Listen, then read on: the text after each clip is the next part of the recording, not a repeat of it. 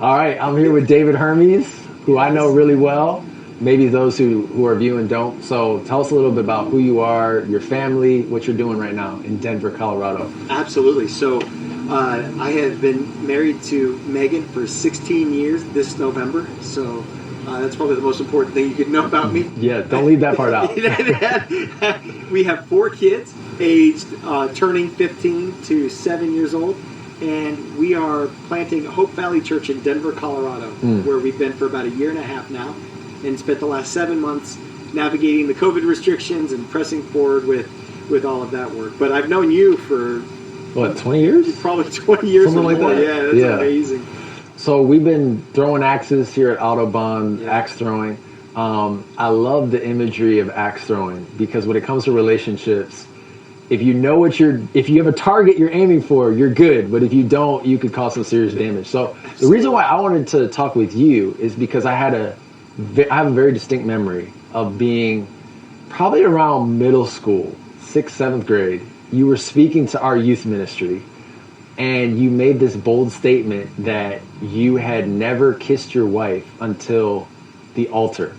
Yes. Which, if you want to grab a teenage guy's attention, that's the way. That's insane. So let's start there. Where did that come from? How did that come about? Yeah, so we're going to start heavy. So. That's great. So, actually, I was 14 years old when Pastor Brett Fuller told the story of his marriage and said that he did not kiss his wife until he got to the altar. And when he said that, I was trying to figure out what it would look like to honor God with my life, honor God with my body, and honor God with my sexuality.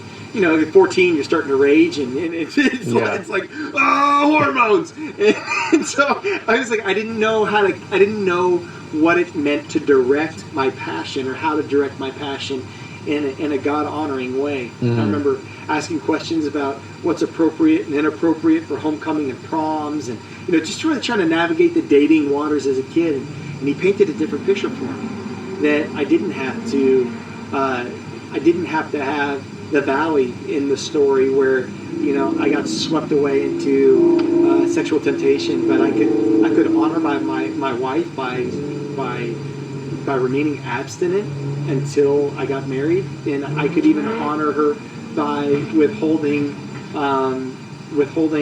even our first kiss until we got to the altar. And for somebody who runs passionate like me, that was so appealing, because I thought I saw it to be a way that I could both honor God with my body and my sexuality, but also honor my future wife with my body and my sexuality as well. Yeah. And so we withheld until we got to the altar. It doesn't mean that my mind was pure all the time. Right. So I think that's something that was a surprise to me. Okay. I thought that not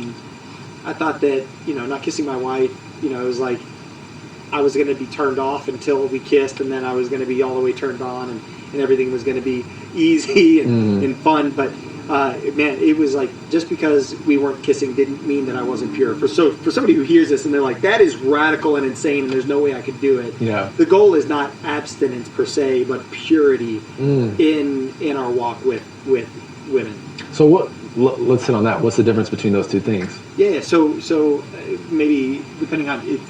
Could come down to semantics for somebody, but for me the difference is that abstinence is withholding from an action, where purity is a state of the mind. And so even though I hadn't kissed my wife until we got to the altar, I had to do the harder work, was taking my thoughts captive. Wow. And really winning that battle. Yeah. Right. So I didn't date in college and high school because I was saving myself for my wife, but again, I dated a lot of women in my mind, right, and in my heart, right. I drew close to them, and it doesn't, and so the abstinence from dating didn't prevent my mind from wandering into relationships and intimacy in my heart and mind. Yeah. And so abstinence would be withholding something. Purity would be the state of the mind in relation to that person. That's helpful for sure. So I mean, you've worked with men's ministries. I pretty much stole everything that you did. So, You made it better. I'm so happy. so I mean, with all that's going on with men now in terms of the divorce rate, being around 50%, men prolonging some of those responsibilities of manhood, whether you're talking about getting married or even just kind of moving out your parents' house, that kind of stuff. What do you think is at the core of a lot of the issues that we as men are having? Yeah, I think that there at some level it's fear, right? It's fear of failure, fear of messing up. I think that fear takes root because we don't know what we're aiming at. So Proverbs teaches us that without a vision, the people perish, and the word vision there means divine revelation. Wow. And so without a divine revelation, the people, the word perish means cast off restraint. So without divine revelation, we cast off restraint. And it takes a certain level of discipline and restraint to move out of a parent's house, to get a job, to press forward in a career, to take care of our bodies, to honor women, to pursue a relationship, right? Like lots of guys are walking around like just scared to enter into a relationship because they don't have a divine revelation. They don't have a vision from God for what's possible. They don't know the target that they're aiming at. Yeah. The reality is, I love your target illustration because even once you know what you're aiming at, you can hit. You can get somewhere close. You can get you can get close and you can hit something. But also sometimes, I mean, when we were throwing axes, some of those axes were just bouncing right off. I mean, they were.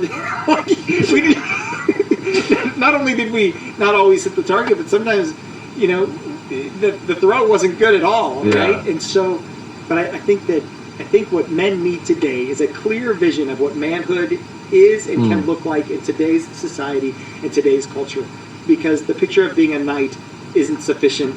The picture of what a man was in the 1800s is not sufficient. Right. In the early 1900s, we need a vision for manhood now. Yeah, that's great. So what do you think that vision is? Like, what do you think specifically for relationships? Like, what do you think that target is if we're looking at the Bible? Yeah. Oh, that's such a good question. Are we talking about for a relationship with a woman? Yeah. Yeah. Well, so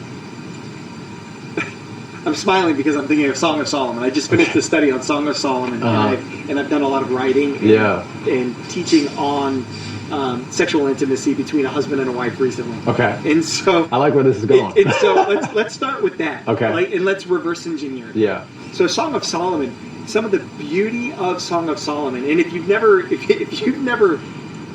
for the people watching, listening, have never studied the Song of Solomon, it is not shy about human sexuality in the relationship between a man and a woman. It's got some like graphic, rated R type stuff in there. It is, yeah. This is rated R stuff. But I believe that what it does is it paints a beautiful thick picture of a man and his wife drinking deeply of one another in love. And honoring and cherishing one another's bodies in the context that God desired for that to be expressed. Yeah. And that's why it's beautiful.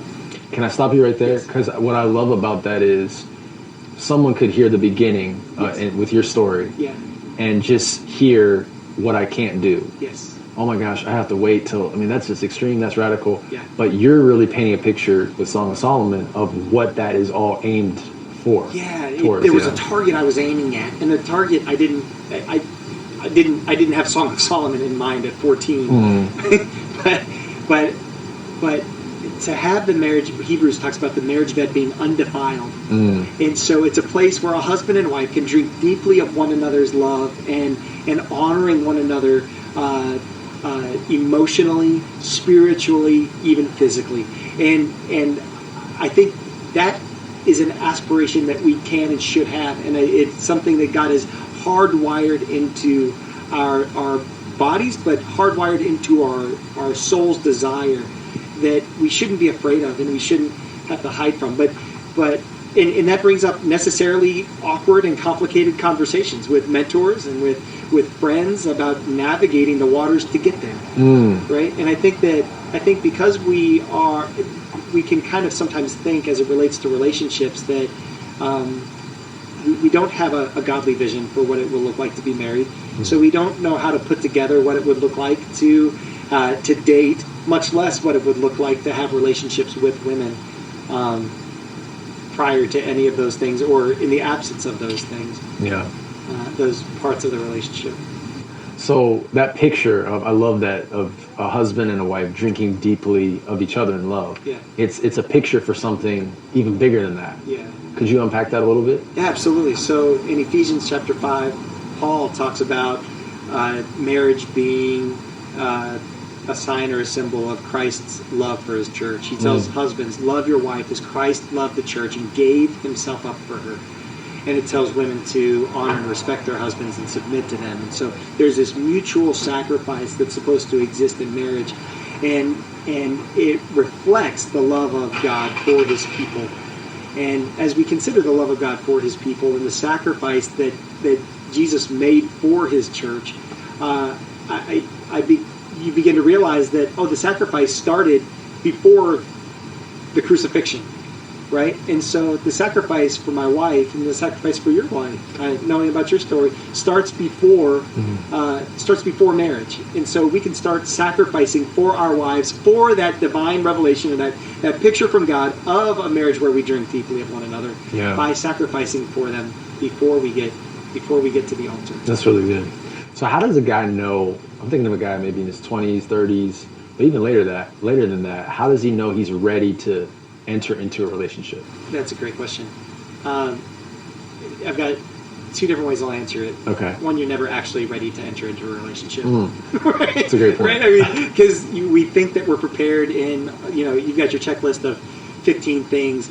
You could be all 15 of them, only to realize that the relationship is going to expose in you cracks in your foundation, ways that you actually aren't ready or mature in the way that you thought you were mature when you were single. Right? I think you can think of maybe a few areas in your life where you're like, man, I had that on lock, and then you get married and you're like, I'm not who I thought I was.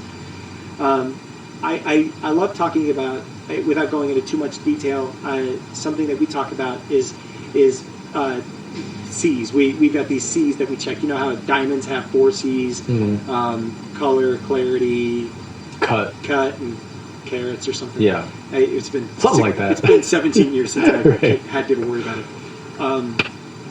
But we talk about, are you a Christian? Do you love Jesus and are you following him? Are you a disciple? What kind of Christian are you? Because we're to be equally yoked, and so before you can yoke yourself to somebody, you need to examine your own heart, your own relationship with Christ, to consider, am I walking with Christ in a way that I can bring somebody else into this and lead them in it. Yeah. The second C is character. How deeply does my Christian faith permeate my character? Am I a man of truth? Am I a man of integrity? Am I a man of my word? Do I honor women with my life? Do I honor men with my life? Right? How has my Christianity, how's my faith in Christ impacted the whole rest of my life? And that's character. And then calling. Am I clear on where I'm going? Am I clear on what God is inviting me into in my life, or am I just chasing every opportunity? Am I clear on who I am as a man? Am I a whole person? I love the manhood journey because you look at the whole person of a man and you're like thinking comprehensively, and not just financially, not just spiritually, not just physically, not just purity, not just biblically, but like, am I comprehensively healthy? Am I integrated as a person? Yeah. And so that's calling, and then I'd say cash. Like, can you actually can you actually afford to live on your own and to have a relationship? I was surprised at how our cost didn't double. It doubled and some when I got married. And so just because my wife had needs that I was not aware of, before we were married, and Probably so- vice versa as and well. vice versa, yeah. And then we had kids. We had kids very quickly, as you did as well.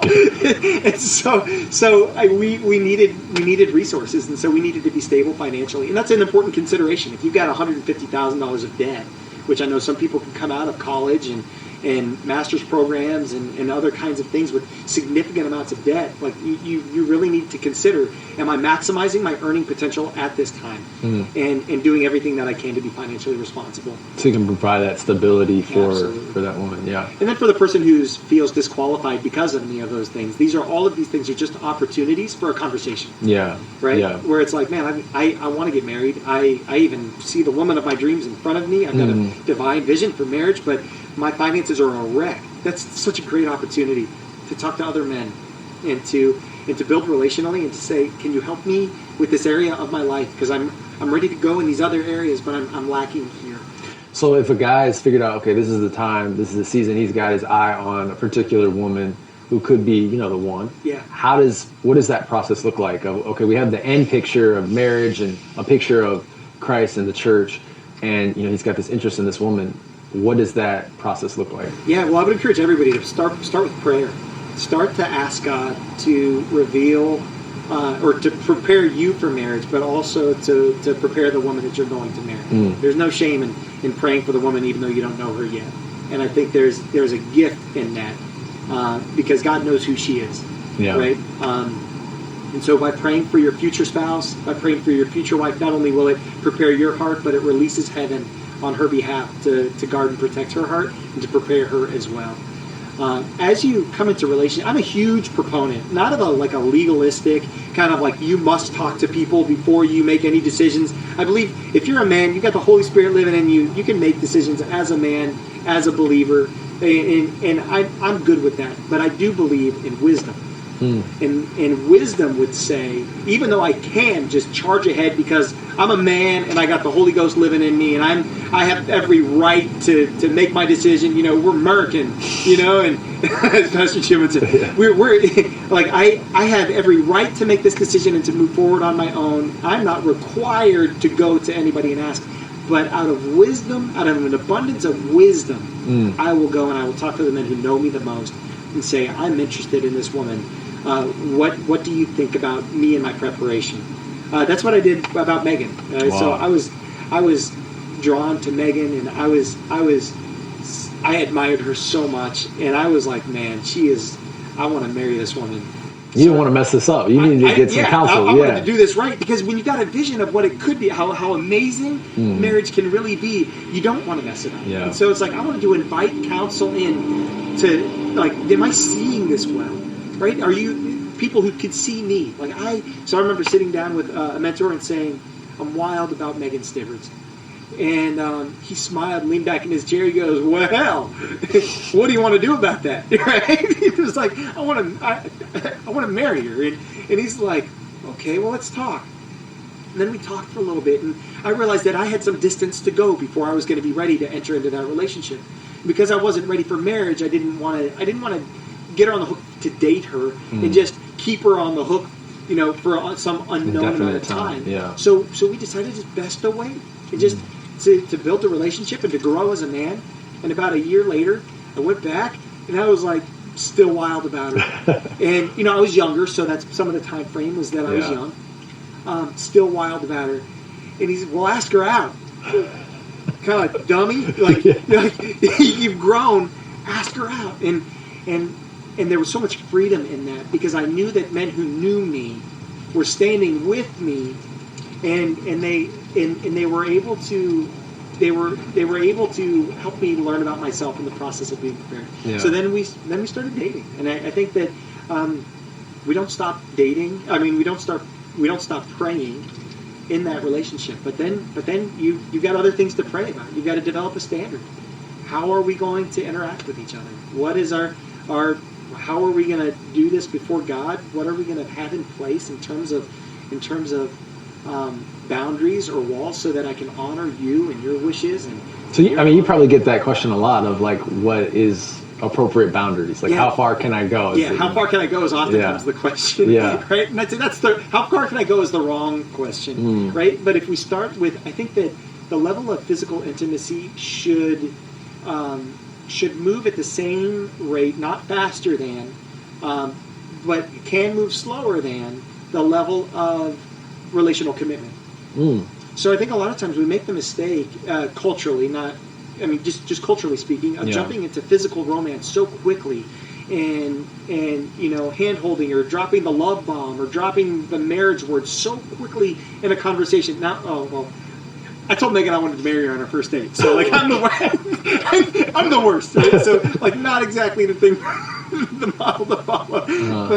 But I think so often we advance physically that we don't let the relationship flourish emotionally, and we miss out on some of the depth and richness of the emotional relationship because we're overcompensating with the physical relationship. And so I do think that physical intimacy should grow at the level of relational commitment. And so if somebody's saying, well, that's stupid, I'm not going to wait till I'm married to kiss, well, that's fine. That's not a biblical prohibition. Yeah. Right? But we are to honor women, and we are to respect women, and she might not be your wife, right? In this dating relationship, if you've got this beautiful vision for marriage, this girl that you're dating 3 weeks in, she may not be your wife, which means she might be your friend's wife. Wow. Or she might be somebody else's wife. So I want to honor that. Yeah. To kiss while engaged or something like that. You're not going to send someone to hell for that. Yeah, no. yeah. Like, we're not condemning anybody to hell, but wherever you draw the line, there is a biblical line, and that line is sex, and saving the sexual relationship for marriage. And I don't want to be too graphic. I don't know what. Oh, let it go. Let it rip, man. It's a bunch of men watching this. I would say penetration of any kind should wait for marriage, right? But like if somebody wants to draw the line of kissing, and you slip up and you grab her butt, like you survived. You survived. You made it. You honored the biblical prohibition. So yeah, there might be some things that you need to repent of, but you don't have a child now out of wedlock. There's no baby, and then sex between a man and a woman is a means by which two become one, and so you're not fully tied into each other yet. Yeah.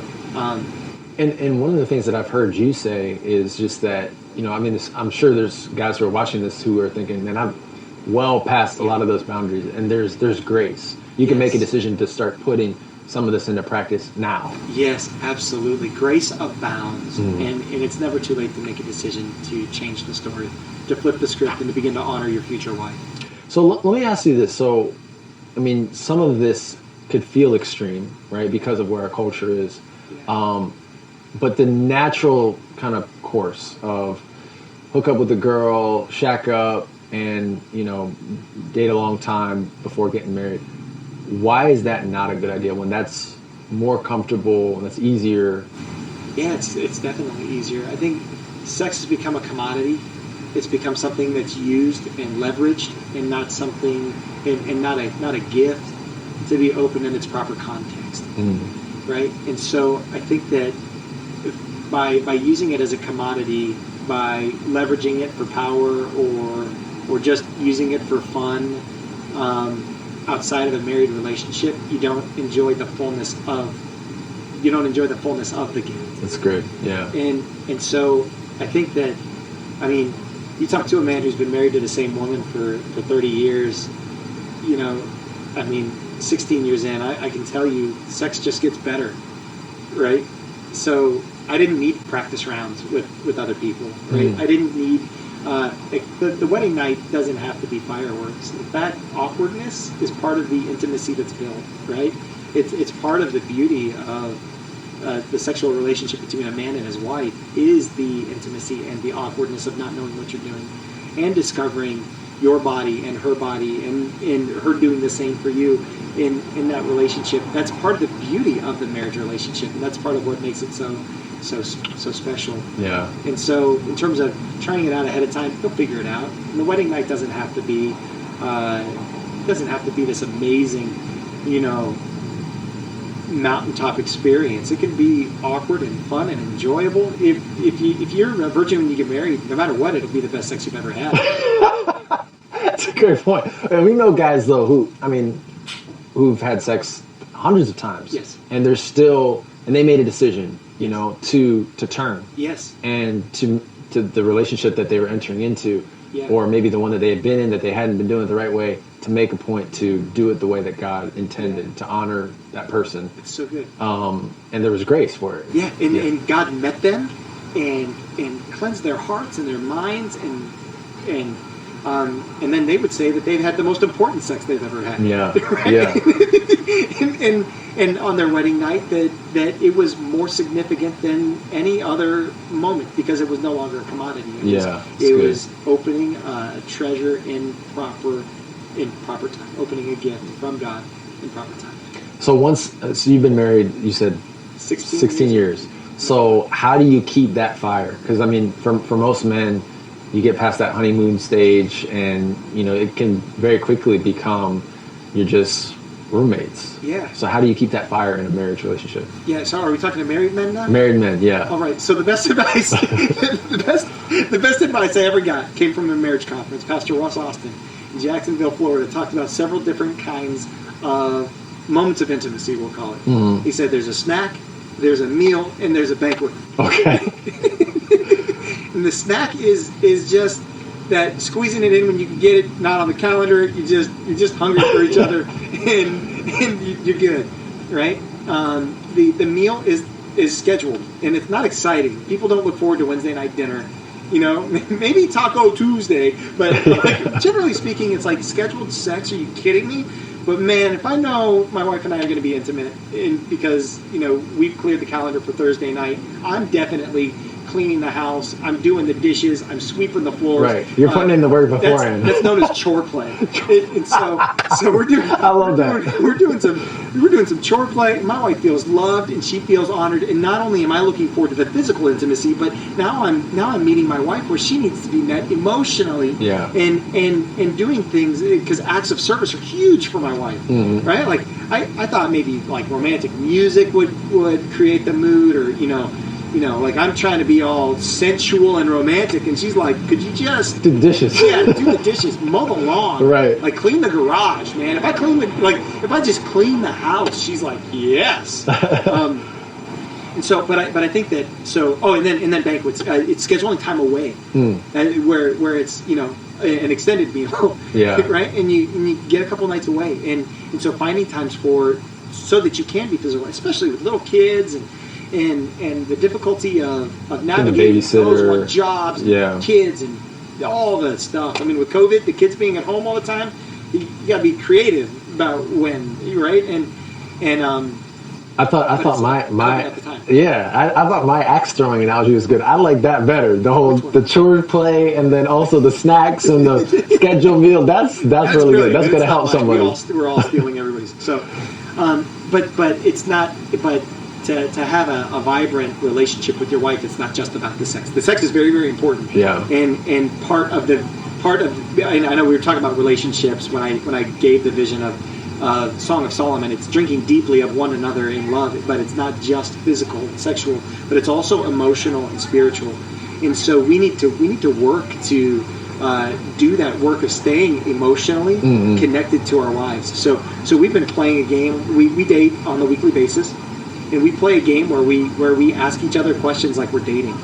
Okay, right? And so it's like, so what's your favorite color, right? And there's so much that we assume that we know about each other. And so we'll just search online, like questions to ask on a date. And some of them are garbage, and some of them are a lot of fun. And we learn different things. And favorite superheroes change, and it's been fun to relearn and re-meet my wife, and that's something that we've been doing during COVID is getting to know each other again, because we realized that life was going so fast. It was an opportunity for us to slow down and really know each other at an emotional and relational level, and so it's being on purpose. Yeah. And for and single guys know all the best ideas, all the greatest ideas for dating. And so I'm always like, man, what would you do? And just I'm asking for a friend. What would like what's something romantic to do? So look at somebody who's new in their relationship it just steal Steal some of their ideas. That's good. Because they don't have the weight of kids and Right. all the other things, so they just got creativity for days. So I steal from them. There you go. Yeah. David, you're an all-in type of guy when it comes to everything. Your marriage, your relationship with God, and just a friend that you've been, man. I really appreciate it. Thanks for spending some time with us today. Man, it's an honor to walk with you. I'm so privileged to have the opportunity to talk to you about this to record it. I really do believe that through this ministry, through this program, you're going to paint a divine picture for men. You're giving them a target to aim at. And I'm excited to see them hit the target by the power of God through